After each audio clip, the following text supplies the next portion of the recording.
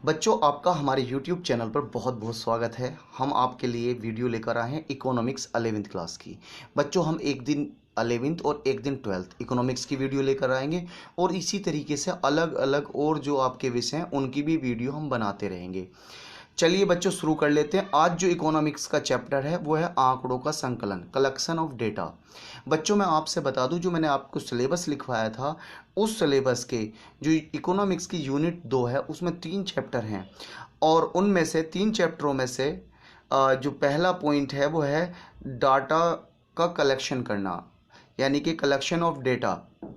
बच्चों, मैं आपसे बता दूं, मैंने वीडियो को छोटा छोटा करके बनाया है क्योंकि शॉर्ट मल्टीपल चॉइस क्वेश्चन आपके पूछे जाएंगे और मैं बाद में जब आपको पूरा चैप्टर पढ़ा दूंगा तो शॉर्ट मल्टीपल चॉइस क्वेश्चन की भी वीडियो अलग से बना दूंगा, ठीक है। और जिससे आपको मटेरियल अच्छे से याद हो जाए, मैंने बिल्कुल छोटी छोटी वीडियो बनाई है और मैं कोशिश कर रहा हूँ कि आपकी समझ में भी आ जाए। सबसे पहली बात हम जो समझेंगे, आंकड़े होते क्या हैं।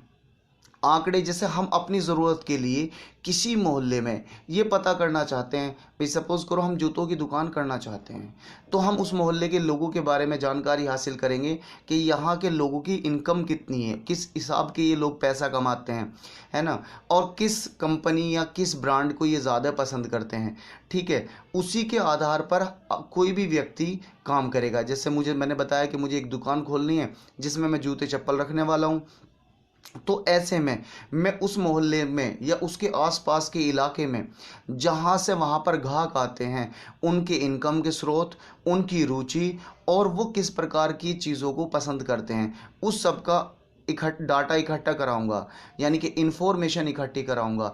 उस इंफॉर्मेशन को जो उन लोगों से इकट्ठी की गई है उसे है ना डाटा कहते हैं या आंकड़े कहते हैं। और वो व्यक्ति उसी आंकड़ों के हिसाब से, जैसा मैं अपने को बता रहा था, मैं जूतों की दुकान उसी हिसाब से खोल लूँगा कि जहाँ मैं रह रहा हूँ कि वहाँ चल जाएगी या नहीं। क्योंकि पता चला कि अगर बच्चों हमने किसी गरीब इलाकों में दुकान की है और वहाँ पर हमने नाइकी, एडिडास और इस तरह की कंपनियों के ब्रांड रख लिए तो हमारी दुकानदारी नहीं होगी। तो ज़रूरी है कि डेटा अगर हमारे पास अच्छा होगा तो हम अच्छे से उन्हीं की ज़रूरत के हिसाब से काम कर सकते हैं। तो आंकड़े कहते हैं किसी भी चीज़ का निर्धारण करना, किसी भी चीज़ का पता करना। जैसे क्रिकेट में कौन सा प्लेयर कितना अच्छा है, इस बात की जानकारी हमें कैसे लगेगी। अगर वो बल्लेबाज है, बैट्समैन है, तो उसके बारे में हमें पता करना है कि उसका रन औसत कितना है। बॉलर है तो उसका पता करना पड़ेगा कि वो एक ओवर में कितने रन देता है और वो किस औसत से विकेट लेता है। अब बच्चों, बात करेंगे आंकड़ों की प्रकृति पे की। सबसे पहले आंकड़े दो प्रकार के होते हैं। एक तो आंकड़े प्राथमिक आंकड़े और दूसरे द्वितीयक आंकड़े, या यूँ कह सकते हैं आंकड़ों का प्राथमिक स्रोत और आंकड़ों का द्वितीयक स्रोत, यानी कि दूसरे स्रोत। प्राथमिक स्रोत कौन से होते हैं बच्चों? प्राथमिक स्रोतों से एकत्रित किए गए आंकड़े, इकट्ठे किए गए आंकड़े प्राथमिक आंकड़े कहलाते हैं। यह आपको सीधे या प्रत्यक्ष मात्रात्मक सूचना प्रदान करते हैं। जैसे मुझे जूतों की दुकान करनी थी और मैंने खुद डोर टू डोर जाके सर्वे किया, मोहल्ले में सर्वे किया, लोगों से मिला, तब मैंने ये डेटा इकट्ठा किया। तो इस तरह के जो आंकड़े हैं वो प्राथमिक आंकड़े कहलाते हैं। जैसे अगर किसी वजह से मुझे यहाँ पर एक स्कूल खोलना हो और स्कूल खोलने के लिए मैं चाहता हूँ कि यहाँ पर बच्चों के बारे में पता करूँ कि भाई मुझे यहाँ पर किस प्रकार का स्कूल खोलना चाहिए, हायर सेकेंडरी स्कूल खोलना चाहिए, जूनियर स्कूल खोलना चाहिए या प्ले स्कूल खोलना चाहिए। उसके लिए मैं घर घर जाके सर्वे किया कि प्ले स्कूल के लायक बच्चे हैं या नहीं हैं और यहाँ के लोग प्ले स्कूल को प्रेफर करते हैं या नहीं। इस तरह की जानकारी इकट्ठा करना बच्चों, तो ऐसे जो आंकड़े होते हैं उन्हें प्राथमिक आंकड़े कहते हैं। एक प्रोफेसर थे वैसेल, इन्होंने प्राथमिक आंकड़ों की एक परिभाषा दी है कि अनुसंधान की प्रक्रिया के अंतर्गत मौलिक रूप से जो आंकड़े इकट्ठे किए जाते हैं उन्हें प्राथमिक आंकड़े कहते हैं। मतलब खोज के, अनुसंधान की जो प्रक्रिया है उसके मौलिक, यानी कि मौलिक मतलब सत्य, ओरिजिनल रूप से जो आंकड़े इकट्ठे किए जाते हैं, डेटा इकट्ठा किया जाता है, उन्हें प्राथमिक आंकड़े कहते हैं। अब बच्चों, बात करेंगे द्वितीय स्रोतों की, यानी आंकड़ों के द्वितीय स्रोत। अन्य स्रोतों द्वारा इकट्ठा किए गए आंकड़े द्वितीयक आंकड़े कहलाते हैं। बच्चों, इसे कुछ ऐसे समझेंगे द्वितीयक आंकड़ों को भाई देखिएगा, मैंने जसोला के अंदर एक सर्वे किया और उस सर्वे में लोगों की इनकम, बच्चों की तादाद, किसके कितने बच्चे हैं, उनकी हॉबी, इस सब से संबंधित आंकड़े इकट्ठे करा लिए। अब सपोज करो हमारे मोहल्ले में कोई व्यक्ति है जो स्पोर्ट्स की दुकान करना चाहता है या स्पोर्ट्स संबंधी स्पोर्ट्स के बारे में बिजनेस करना चाहता है, कोई शॉप खोलना चाहता है, तो ऐसे में वो क्या करेगा, उसने मेरे डेटा का इस्तेमाल कर लिया और उसने देखा कि यहाँ पर बच्चे कितनी एज के हैं, वो उसी हिसाब से वहाँ पर स्पोर्ट्स के गुड्स रखेगा। तो उसने जो मेरे आंकड़ों का इस्तेमाल किया, मैंने तो किसी और वजह से इकट्ठे किए थे और उसने मेरे आंकड़ों का इस्तेमाल किया, तो इसका मतलब मेरे जो आंकड़े हैं उसके लिए द्वितीयक स्रोत हैं। उम्मीद में समझ में आया होगा कि जैसे सरकार ने जनगणना कराई या सरकार ने आर्थिक सर्वेक्षण कराया और कोई कंपनी, जियो या और कोई कंपनी अपने फ़ायदे के लिए उन आंकड़ों का इस्तेमाल करे, तो उसके लिए वे आंकड़े द्वितीयक आंकड़े होते हैं। ठीक है। अब वेसेल्स महोदय क्या कहते हैं इसके बारे में, जो आंकड़े दूसरे व्यक्तियों द्वारा इकट्ठे किए जाते हैं और उनका प्रयोग किसी दूसरे व्यक्ति द्वारा किया जाता है, द्वितीयक आंकड़े कहलाते हैं। जैसे मान लो मैंने अपने लिए किए थे, मैं जूतों की दुकान करना चाहता था, ये स्कूल करना चाहता था, किसी और ने किसी अलग उद्देश्य के लिए वे आंकड़े इकट्ठे कर लिए। अब बच्चों, प्राथमिक आंकड़ों और द्वितीयक आंकड़ों में मुख्य अंतर क्या है? पहला अंतर है मौलिकता में अंतर। बच्चों, प्राथमिक आंकड़े मौलिक होते हैं यानी ओरिजिनल होते हैं, क्योंकि उन्हें अनुसंधानकर्ता खुद मौलिक स्रोतों से इकट्ठा करता है। थोड़ा सा उसमें प्रॉब्लम होगी टाइपिंग में। जबकि द्वितीयक आंकड़े किसी अन्य व्यक्ति या संस्था द्वारा इकट्ठे किए जाते हैं। देखिएगा, जो प्राथमिक आंकड़े हैं वो अनुसंधान करता यानी कि जिसे ज़रूरत होती है वो खुद इकट्ठे करता है, और जो द्वितीय आंकड़े होते हैं वो किसी दूसरे व्यक्ति या संस्था द्वारा इकट्ठे किए जाते हैं। मतलब मैंने किया और उनका इस्तेमाल दूसरी कंपनी कर रही है। उद्देश्य की उपयुक्तता में अंतर। बच्चों, उद्देश्य की उपयुक्तता में अंतर क्या है? प्राथमिक आंकड़े के निश्चित उद्देश्य के अनुकूल होते हैं। जैसा मतलब मेरा उद्देश्य था स्कूल खोलना, उसी के अनुकूल मैंने आंकड़े इकट्ठे किए थे। इसके विपरीत द्वितीय आंकड़े पहले ही किसी उद्देश्य के लिए इकट्ठे किए गए आंकड़ों का प्रयोग द्वितीय रूप से किसी दूसरे उद्देश्य की पूर्ति के लिए सावधानी पूर्वक किया जाता है। यानी कि सपोज करो, मान लीजिएगा मैंने इकट्ठे किए थे, मैंने तो स्कूल के लिए किए। अब वो जो दूसरा इकट्ठे करने वाला है वो क्या कर रहा है, उसे दूसरे को ज़रूरत है स्पोर्ट्स के लिए, तो मेरे लिए तो ये उपयुक्त थे क्योंकि मैंने तो स्कूल के लिए किया था। लेकिन अब वो अपने अनुसंधान से या अपनी पूरी ध्यान से उनका इस्तेमाल कर सकता है कि वो देखे कि यार इसमें क्या क्या इस्तेमाल हुआ है और क्या क्या मेरे फ़ायदे का है, तो वो उसे ले लेगा। संकलन लागत में अंतर। बच्चों, संकलन लागत का मतलब है उसको इकट्ठा करने में जितनी कीमत लगी है। प्राथमिक आंकड़ों को इकट्ठा करने में अधिक धन लगता है, मेहनत ज़्यादा लगती है, पैसा ज़्यादा लगता है। जबकि बच्चों, द्वितीयक आंकड़ों को केवल प्रकाशित और अप्रकाशित साधनों से ही इकट्ठा किया जाता, तो लागत बहुत कम लगती है। प्राथमिक आंकड़ों में डोर टू डोर घूमना, लोगों से बात करना, टाइम भी लगता है, सब कुछ लगता है। और द्वितीयक आंकड़ों में क्या है, मेरे से आंकड़े इकट्ठे किए हुए थे, थोड़े बहुत पैसे दिए, उनका इस्तेमाल कर लिया। ठीक है। या मैंने अखबार में छपवाए या सरकार ने अखबार में छपवाए, अखबार में से उन डेटा का इस्तेमाल किया और अपनी ज़रूरत को पूरा कर लिया। अब बच्चों, आधारभूत आंकड़ों को संकलन कैसे होता है या आंकड़ों को संकलन करने की विधि। बच्चों, ये जो आंकड़े हैं इन्हें कैसे इकट्ठा किया जाता है? देखिएगा, सबसे पहली विधि तो प्रत्यक्ष व्यक्तिगत अनुसंधान विधि है। इसमें क्या होता है, वह विधि जिसमें एक अनुसंधान करता यानी कि जांच करता खुद अनुसंधान क्षेत्र में जाकर सूचना देने वालों से प्रत्यक्ष तथा सीधा संपर्क स्थापित करता है और आंकड़े इकट्ठा करता है। ऐसे आंकड़े प्रत्यक्ष व्यक्तिगत आंकड़े कहलाते हैं। जैसे सपोज करो बच्चों, मैंने स्कूल के लिए आंकड़े इकट्ठे किए, मैं डोर टू डोर गया और जिन लोगों से मुझे आंकड़े इकट्ठे करने थे उनसे मिला, और उनसे मिलकर जो सवाल मैंने पूछने थे वो डायरेक्ट मैंने उनसे पूछे। ऐसे जो आंकड़े होते हैं, ऐसा जो अनुसंधान होता है बच्चों, उसे हम प्रत्यक्ष व्यक्तिगत अनुसंधान कहते हैं। बच्चों, इसकी उपयुक्तता कितनी है? यह विधि ऐसे अनुसंधानों के लिए उपयुक्त है, पहला, जिसका क्षेत्र सीमित हो। अगर इस तरह के आंकड़े हम पूरे देश में कराने लगे तो बहुत ही कठिन है। इस तरह के अगर आंकड़े केवल सरकार करा सकती है, कोई व्यक्तिगत कंपनी इतने बड़े क्षेत्र में पूरे देश में इस तरह के आंकड़े इकट्ठे नहीं करा सकती। तो इसका क्षेत्र सीमित है, सीमित क्षेत्र के लिए आंकड़े इकट्ठे किए जा सकते हैं। दूसरा, जहां आंकड़ों की मौलिकता अधिक जरूरी हो। बच्चों, आंकड़े की मौलिकता से अभिप्राय ये है कि जहां आंकड़ों को शुद्ध रखना हो, प्योर रखना हो और उनमें कोई घोलमेल ना करना हो। तीसरा, जहां आंकड़ों को गुप्त रखना हो, वहां भी व्यक्तिगत अनुसंधान जरूरी है, क्योंकि द्वितीयक आंकड़ों में या किसी और से पूछे गए आंकड़ों में तो गुप्तता तो रहेगी नहीं। चौथा, जहां आंकड़ों की शुद्धता अधिक महत्वपूर्ण हो। अगर बच्चों हमें आंकड़ों की शुद्धता बहुत ज़रूरी है, क्योंकि हम बहुत मोटा पैसा लगा के स्कूल खोल रहे हैं, तो अगर हम ऐसा कर रहे हैं, स्कूल खोल रहे हैं, तो ऐसे में हमें क्या करना पड़ेगा, हमें आंकड़ों को शुद्ध लेना पड़ेगा।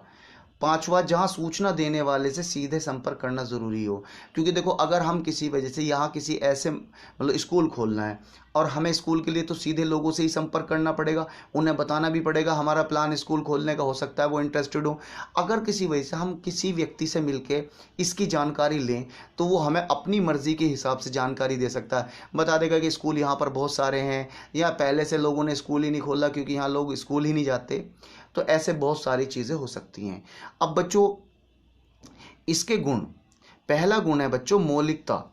इस विधि द्वारा संकलित आंकड़े मौलिक होते हैं। मौलिक का मतलब है इकट्ठा करने वाला खुद इकट्ठा करता है तो ये शुद्ध होते हैं। शुद्धता, इस विधि से प्राप्त आंकड़ों में शुद्धता होती है क्योंकि अनुसंधानकर्ता खुद इन आंकड़ों को इकट्ठा करता है। तीसरा, विश्वसनीयता। विश्वसनीयता, इस विधि द्वारा से प्राप्त की गई जानकारी पूर्ण रूप से इस पर विश्वास किया जा सकता है, यकीन किया जा सकता है, क्योंकि उसमें गड़बड़ी का कोई चांस नहीं है। एक रूपता, इस विधि द्वारा आंकड़ों में एक रूपता पर्याप्त मात्रा में पाई जाती है, यानी कि पूरी तरीके से आंकड़ों में पर्याप्तता पाई जाएगी, क्योंकि आंकड़े एक ही व्यक्ति द्वारा इकट्ठे किए गए हैं और व्यक्तिगत रूप से उनकी तुलना में आसानी होती है। अब बच्चों अगला पॉइंट है वो है अवगुण, यानी कि प्राथमिक जो हमने स्रोत हैं, यानी कि प्रत्यक्ष अनुसंधान जो है इसके दोष भी हैं, ऐसा नहीं है कि ये बढ़िया ही हैगा। पहला, बड़े क्षेत्र के लिए अनुपयुक्त। अगर हम पूरे देश में या बहुत बड़े इलाकों में करें तो इसको करना बहुत मुश्किल काम है। दूसरा, व्यक्तिगत पक्षपात। इस विधि से अनुसंधानकर्ता के व्यक्तिगत पक्षपात के कारण परिणाम दोषपूर्ण हो सकते हैं। सपोज करो मैं जा रहा हूं और मुझे किसी के आंकड़े प्रस्तुत करने हैं, तो मैं जातिगत या धार्मिक या सामाजिक या आर्थिक भेदभाव कर सकता हूं। बच्चों तीसरा है अधिक खर्चीला। बच्चों इसमें पैसा बहुत लगता है, क्योंकि इसमें जो है समय भी लगता है और लेबर भी लगती है। चौथा, सीमित क्षेत्र। इस विधि की जो चौथी समस्या या अवगुण है वो यही है कि इस विधि में सीमित क्षेत्र होने के कारण यह संभव है कि पर्याप्त परिणाम क्षेत्र की सारी विशेषताओं को प्रकट न कर सके, अर्थात निष्कर्ष कम प्रतिनिधित्व वाले हों। अब बच्चों अगला है अप्रत्यक्ष मौलिक अनुसंधान। ये क्या है, वह विधि जिसमें इसी समस्या या किसी समस्या से अप्रत्यक्ष रूप से संबंध रखने वाले व्यक्तियों से मौलिक पूछताछ द्वारा आंकड़े इकट्ठे किए जाते हैं। ऐसे लोगों को साक्षी कहते हैं और हम इस विधि में समस्या से प्रत्यक्ष संबंध रखने वाले व्यक्तियों से आंकड़े इकट्ठे नहीं करते, जैसे मजदूरों की आर्थिक स्थिति के बारे में मिल मालिकों और श्रम संघों से बात करते हैं। बच्चों अप्रत्यक्ष आंकड़ों को अब आप समझिएगा, आपकी समझ में पूरी तरीके से आ जाएगा अप्रत्यक्ष मौलिक अनुसंधान क्या होता है। जैसे सपोज करो किसी चूड़ी उद्योग के बारे में, वहाँ के लेबर पर क्या क्या समस्याएं हैं, उनकी स्थिति कैसी है, इसके बारे में अगर हमें जानकारी लेनी है और हम उन मजदूरों से जानकारी ना लेके वहाँ पर मौजूद ठेकेदारों से या चूड़ी बनाने वाली फैक्ट्री के मालिकों से जानकारी इकट्ठा करते हैं, ऐसी जानकारी अप्रत्यक्ष मौलिक अनुसंधान कहलाती है। समझिएगा, मतलब जिनके बारे में जानकारी लेनी है उनसे जानकारी न लेकर ऐसे व्यक्तियों से जानकारी लेते हैं जो उनके सीधे संपर्क में है। जैसे कपड़ा फैक्ट्री है, उसके मजदूरों की आर्थिक, सामाजिक या राजनीतिक जैसे भी स्थिति का पता करना हो, उसमें हम डायरेक्ट मजदूरों से पता ना करके मिल मालिकों से पता करें या वहाँ मौजूद ठेकेदारों से इसकी जानकारी इकट्ठा करें। तो ऐसा जो अनुसंधान होता है बच्चों, उसे हम अप्रत्यक्ष मौलिक अनुसंधान कहते हैं। अब बच्चों इसके आंकड़ों की उपयुक्तता, मतलब ये कितने उपयुक्त हैं। यह विधि ऐसे अनुसंधान के लिए उपयुक्त है जिनमें अनुसंधान क्षेत्र अधिक व्यापक हो, यानी कि अनुसंधान क्षेत्र बहुत बड़ा हो। जैसे सपोज करो हमें पूरे फैज़ाबाद में चूड़ी मजदूरों के बारे में जानकारी इकट्ठा करनी है, तो हम अगर घर घर जाकर करें तो हमें कई महीने लग सकते हैं, क्योंकि चूड़ी के मजदूर बहुत सारे हैं, या कांच का काम करने वाले फैज़ाबाद में बहुत सारे लोग हैं। तो ऐसे में हम क्या कर सकते हैं, हम जो है उनके फैक्ट्री वालों के पास जाएंगे, तो पता चला कि अगर पूरे फैज़ाबाद में 500 फैक्ट्री भी हैं और हम एक मालिक के पास जो है एक दिन में 50 मालिकों को कवर किया, तो 10 दिन में हम 500 की 500 मालिकों के पास पहुंच सकते हैं। या 100 कंपनियां हैं और एक के पास 10 दिन में 10 को कवर किया, तो 10 दिन में हम पूरी सारी फैक्ट्री कवर कर सकते हैं।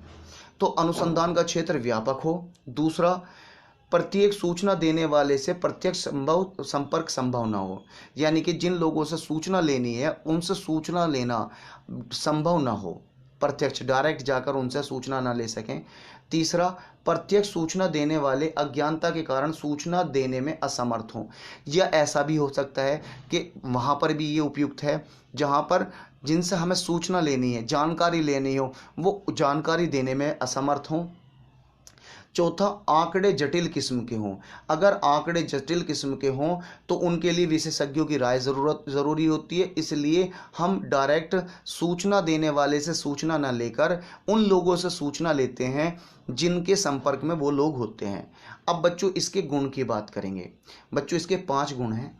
एक तो विस्तृत क्षेत्र, इस तरह का अनुसंधान जो है अप्रत्यक्ष मौलिक अनुसंधान बहुत बड़े क्षेत्र में किया जा सकता है।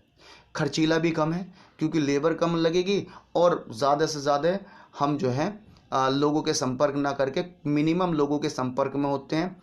तीसरा, विशेषज्ञों की सम्मिति, क्योंकि जिन लोगों से हम बात कर रहे होते हैं वो विशेषज्ञ होते हैं।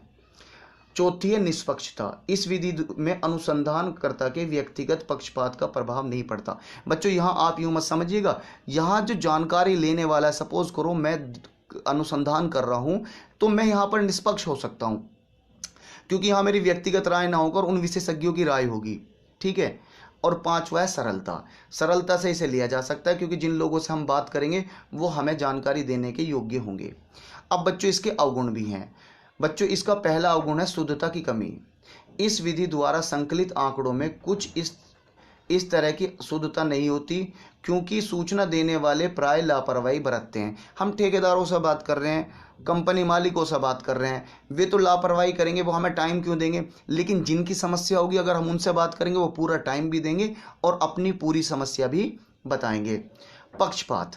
बच्चों इस विधि में सूचना देने वालों के व्यवहार में पक्षपात की संभावना है। देखो, निष्पक्षता कौन किसकी? अनुसंधानकर्ता की। जो खोज कर रहा है, जो आंकड़े इकट्ठे कर रहा है, वो तो निष्पक्ष होगा, लेकिन जिनसे हम आंकड़े इकट्ठे कर रहे हैं वो पक्षपातपूर्ण व्यवहार कर सकते हैं। वो क्यों कर सकते हैं पक्षपातपूर्ण व्यवहार बच्चों?